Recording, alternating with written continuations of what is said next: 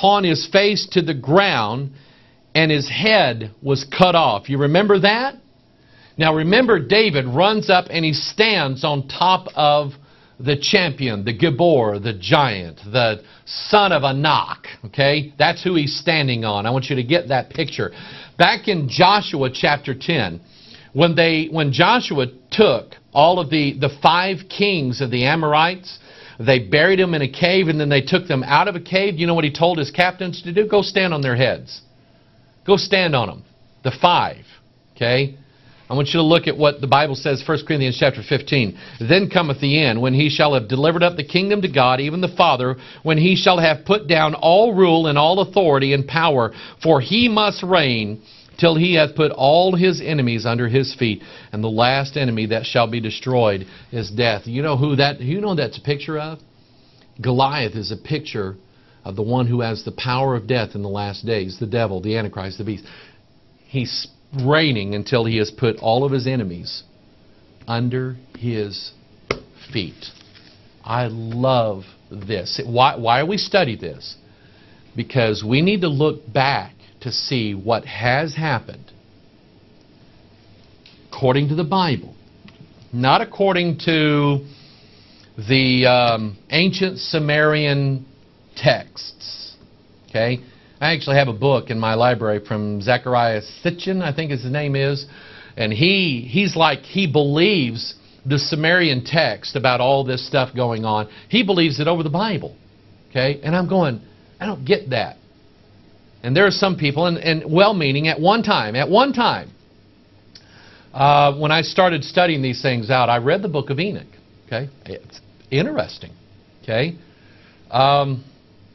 The problem with the book of Enoch is that it's not in here. It's not in here. So you have to ask yourself the question, which part of it do you trust? I mean, there is the phrase in there, as mentioned by Jude, the Lord cometh with 10,000s of his saints. That's recorded for us that Enoch spoke that, and it's recorded in the book of Jude. That also happens to be in the book named after Enoch. That's about the only part of the book of Enoch that I trust. Does it give some sort of a historical account of what might have happened back then? Maybe. The problem is we don't know. We don't know exactly how accurate it is. Let me tell you a little bit what I know about the book of Enoch. The book of Enoch is from a group of literature called pseudepigrapha. No, it's not named after a pig named Suda. Suda, when you have a pseudonym, okay, that's a fake name. Okay? Pseudepigrapha means that it was pigraphed or graphed, written by someone who said they were Enoch, but they're not. In other words, it says it's the book of Enoch. There's like zilch evidence in the whole world that Enoch wrote a book. Okay? There's no evidence. You say, well, what about the book of Jude? Let's read the book of Jude. Let's see exactly. Let's look at the words now that Jude said by divine inspiration of God. Okay? In dealing with this, okay, in Jude, verse 14, and Enoch also, the 7th from Adam, prophesied of these, saying, Behold, the Lord cometh with 10,000s of his saints.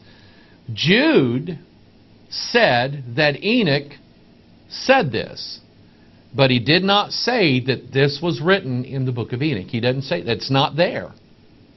So I'm not authorized. I'm not promoted by the Scriptures to go read a book called Enoch. Okay? So I've read it.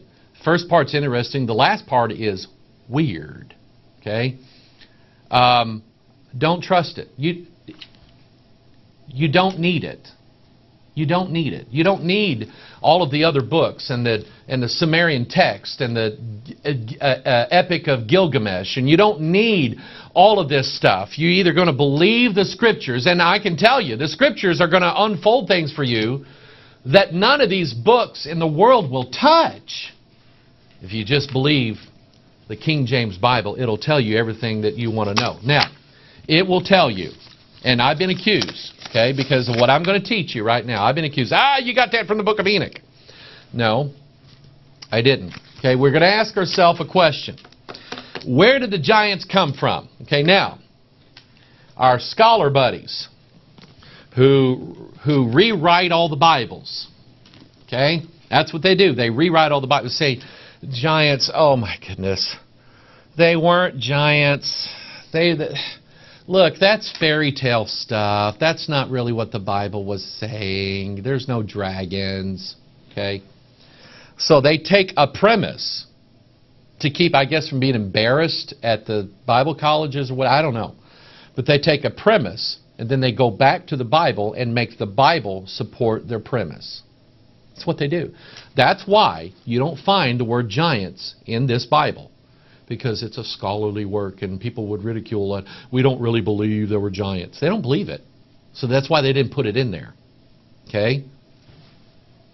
The guys translated the King James Bible, they just said, you know what? We just believe it. This is what it says, and this is how we're going to translate it. And so anyway, I'm going to show you that the scholars out there came up with an alternate theory. Now, I want to do this way, okay? I don't want to be anybody's enemy. I want to be your best friend in the whole world. That's what I want to be, okay? I want you, when you come into Festus, to buy me lunch and say, I like you, okay?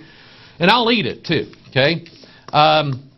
And so if you're watching this and you have an opposing view, okay, which really there's only two views of where the giants came from. View number one is that they weren't really that big, okay, and they were, this is what they say, they were of the lineage of Seth, who was the third son of Adam, the lineage of Seth, and the lineage of the pagan women who were the descendants of Cain. Okay, that's what they say. Okay, and a lot of it has to do with the idea that when the sons of Seth married the pagan daughters of Cain, that they didn't really produce great big gigantic tall monster people with 6 fingers. Okay. Because they say, now the original languages don't really say that. The original languages say something else entirely. Okay, so, and I'm not grouping you, if you hold to this, you hadn't heard that yet, into that. I'm just saying that it all sounds good together. That if they weren't really giants, they were just mean people.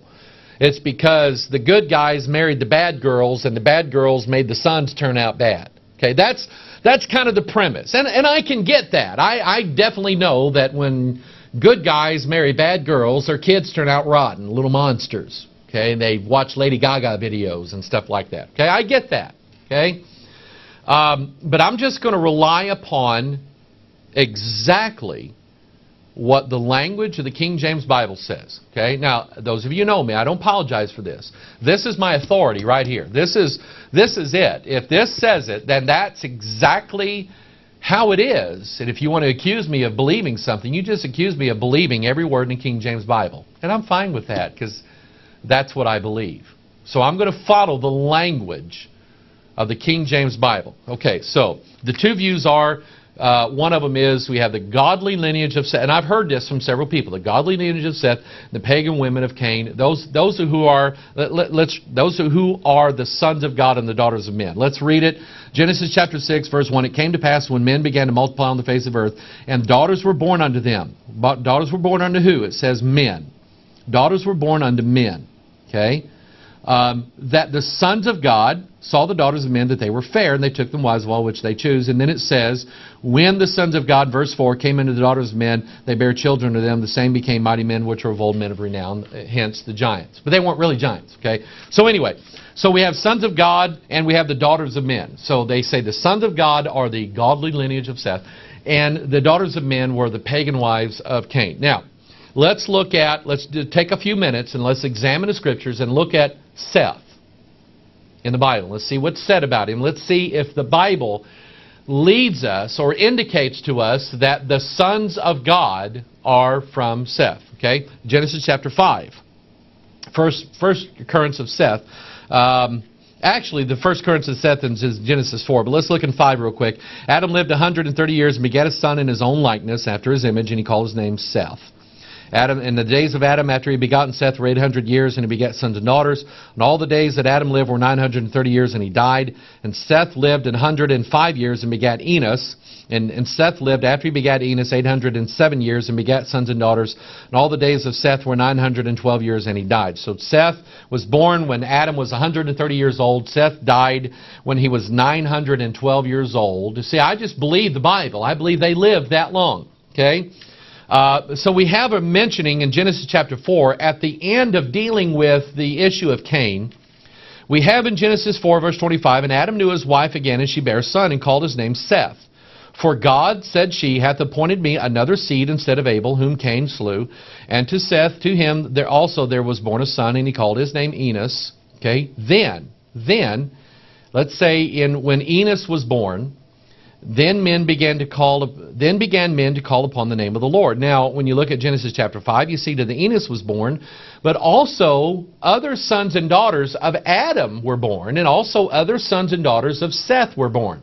So Enos wasn't the only one. There was a whole bunch of others. There was cousins of Enos and cousins of Seth, brothers and sisters of Seth. They were all over the place. Okay?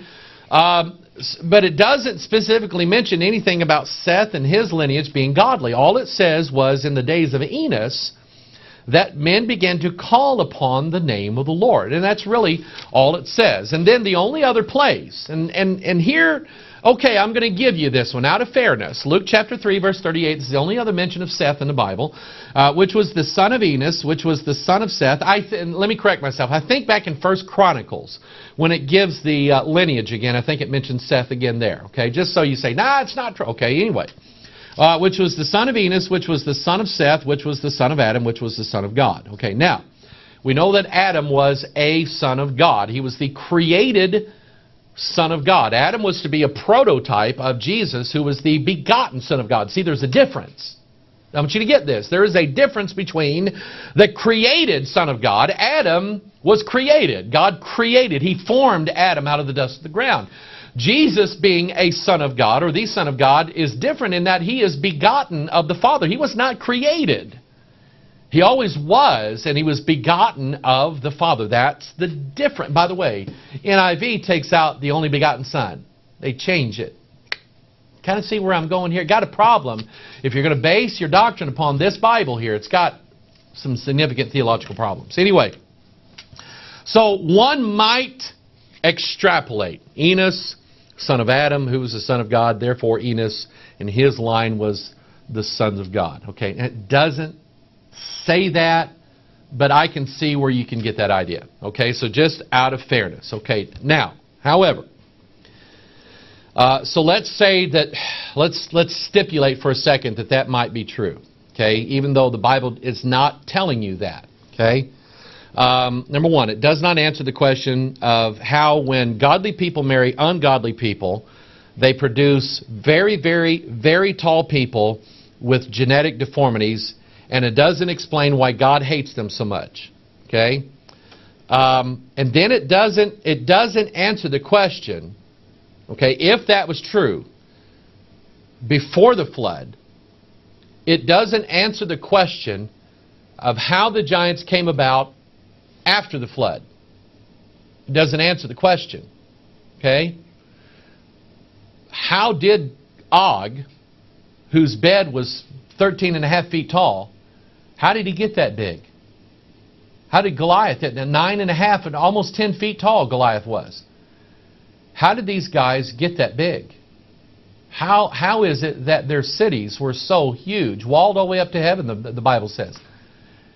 It doesn't account. It doesn't answer the question. Okay? Let's look at the other theory. And again, I could talk about what Enoch said. I'm not going to. I could talk about what the Sumerians said. Not going to. I could tell you that along with every civilization in the world having a dragon story, every civilization in the world having a flood story, and everybody goes, see, they got a flood story. That means the Bible was right. And every civilization in the world that